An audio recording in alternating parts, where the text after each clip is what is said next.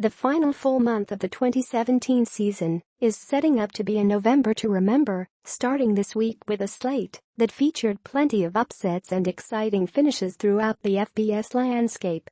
CBS Sports was with you the entire way on Saturday, updating this post with the latest scores, news and highlights from the day's games. Week 10 scores. Auburn 42, Texas A&M 27, box score. Georgia 24, South Carolina 10, box score. Michigan State 27, Penn State 24, takeaways.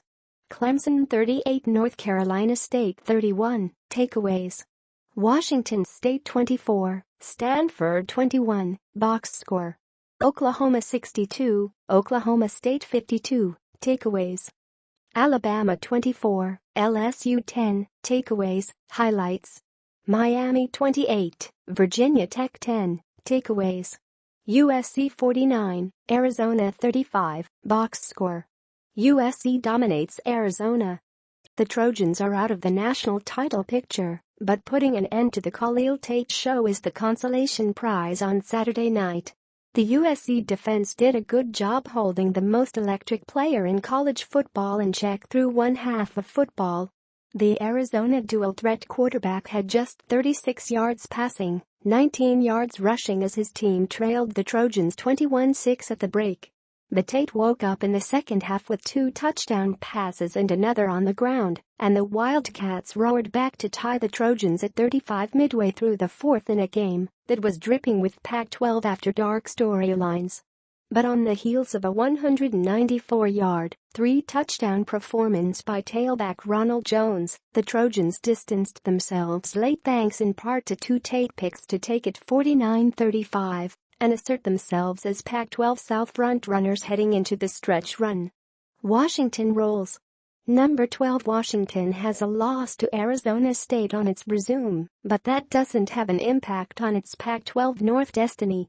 The destiny, at least Saturday night, included a dominating win over previous division power Oregon. Jake Browning has 2 touchdown passes, Myles Gaskin has topped the 100-yard mark and scored once, Dante Pettis broke the NCAA punt return for touchdown mark with the 9th of his career, and the defense looks like its normal, suffocating self. The Huskies rolled over the Ducks in Seattle 38-3, and, as the only one-loss team in the Pac-12, keep hanging around a college football playoff race that once seemed like it disappeared in the warm Tempe night 2 weeks ago. TCU fends off upset-minded Texas. Same story, different week as Texas's defense did enough to win the game for a while, but the offense found points hard to come by. TCU took a 17-0 lead before the Longhorns got a touchdown to bring the deficit to 10.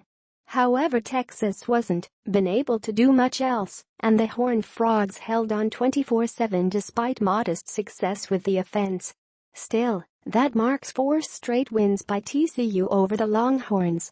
Miami makes our statement against Virginia Tech. It wasn't quarterback Malik Rozier's best game for Miami, but it hasn't mattered. Miami leads Virginia Tech 28-10 in large part because of its defense. The Hokies averaged about 4 yards per play, had 4 turnovers and weren't able to capitalize on Rozier's mistakes. The Hurricanes have played it close to the edge often this season, but this was a statement win anchored by its defense. The Week 11 game against Notre Dame is going to be a blast. SMU giving UCF a game in shootout. UCF, the highest-ranked Group of 5 team, needed to be careful against SMU on the road, and the Mustangs are proving to be tough competition. Though the Knights lead 31-24, it's the Mustangs' defense that came up big with a pick-6 in the second quarter. The defense is going to have to make a few plays like that to slow college football's top-scoring offense. Notre Dame cruises past Wake Forest. In a Saturday with its fair share of chaos, Notre Dame is doing an excellent job of maintaining its position in the top 4. Brandon Wimbush having a big day for the Irish, as he's accounted for nearly 400 total yards and 3 touchdowns as the Irish beat Wake Forest 48-37.